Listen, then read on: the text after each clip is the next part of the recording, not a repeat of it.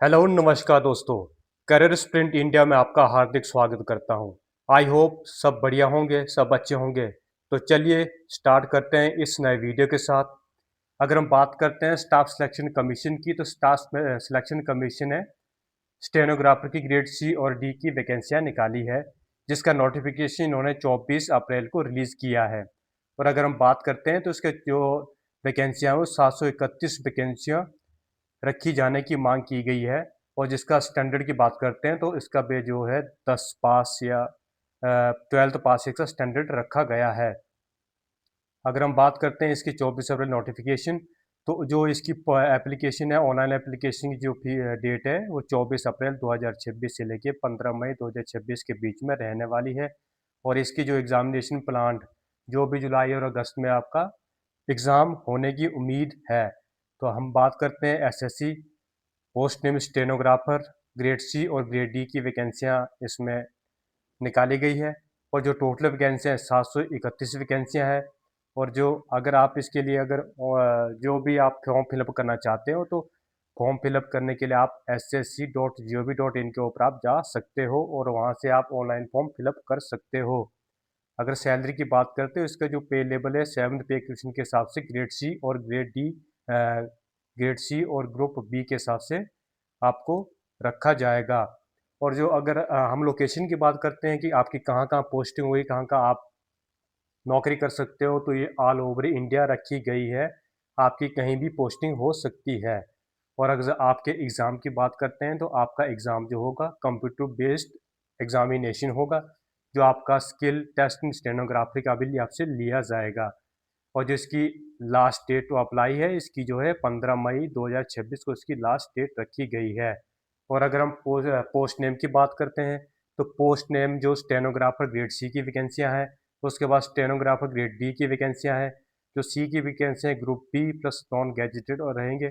और group C जो group D के जो ग्रुप सी में रहेंगे। उसके बाद अगर हम इसकी अलग अलग वैकेंसी की बात करें, तो ये टोटल वैकेंसियाँ इन्होंने इकट्ठी ही 731 वैकेंसियाँ रखी गई है। और अगर आप रिजर्वेशन की बात करते हैं, तो SC ST OBC और EWS ex serviceman and pension के लिए बेंचमार्क डिसेबिलिटी एज पर existing government of India order, जो भी उनके हिसाब से दिया गया है ग्रुप सी और डी के हिसाब से, उसमें आपको छूट दे दी जाएगी, रिजर्वेशन रखा जाएगा। और अगर क्वालिफिकेशन की बात करते हैं, तो जो कैंडिडेट है, कैंडिडेट जो है 12th पास होना ज़रूरी है। उसके बाद अगर बात करते हैं उसकी degree, diploma and certificate awarded through open and distance learning mode are accept if approved by the distance education bureau UGC for the 11। जो भी आपने किसी भी चीज़ का कोर्स करके रखा हुआ है, कोई डिप्लोमा है, सर्टिफिकेट है, तो यूजीसी के जैसे एजुकेशन प्लेटफॉर्म है, जो भी संस्था है उसके द्वारा ये अप्रूव्ड होना चाहिए। उसके बाद कैंडिडेट के पास जो है स्किल इन स्टेनोग्राफी की स्किल्स आपके पास होना बहुत ही ज़रूरी है। और अगर हम बात करते हैं इसकी एज लिमिट की, तो इसकी जो एज लिमिट रखी गई है, इसकी एज लिमिट है स्टेनोग्राफर की 18 से लेके 31 साल तक रखी गई है। और अगर स्टेनोग्राफर ग्रेड डी की बात करते हैं, तो इसकी जो उम्र रखी गई है वो 18 से लेके 27 साल तक रखी गई है। और अगर हम एज रिलैक्सेशन की बात करते हैं, तो SC और ST के लिए 5 साल का एज रिलैक्सेशन दिया गया है। और साथ में अगर OBC बात करते हैं, तो उसके 3 साल का एज रिलैक्सेशन दिया गया है। और हम अनरिजर्व PWD की बात करते हैं, तो उसको 10 साल का रिलैक्सेशन दे के रखा हुआ है। और PWD OBC की बात करते हैं, तो उसके लिए 13 साल का, और SC और ST 15 साल का रिलैक्सेशन दे के रखा है।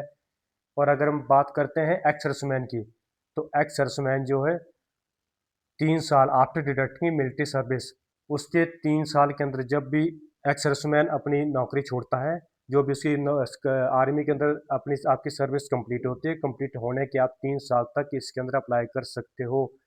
अगर आपका समय 3 साल से ज़्यादा हो चुका है, तो आप इसमें एलिजिबल नहीं होंगे।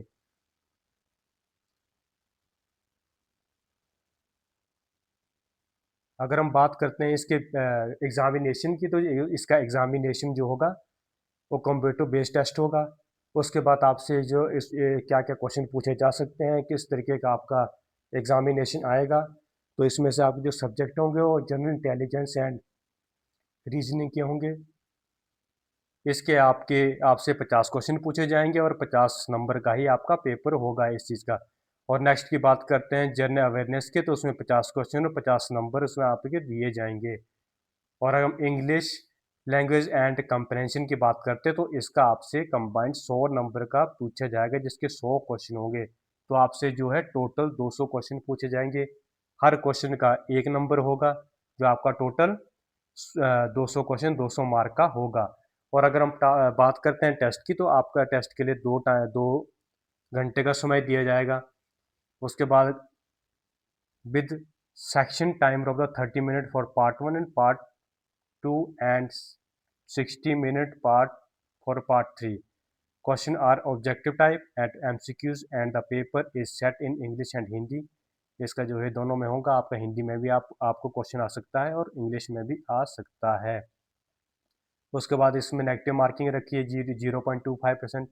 और अगर हम बात करते हैं स्टेनो टेस्ट इन स्टेनोग्राफर स्किल टेस्ट, जो भी स्किल टेस्ट इससे पूछी जाएगी स्टेनोग्राफर सी के 100 वर्ड पर मिनट, 1 मिनट के अंदर आपके 100 वर्ड आप टाइपिंग की आपकी स्किल्स होनी चाहिए।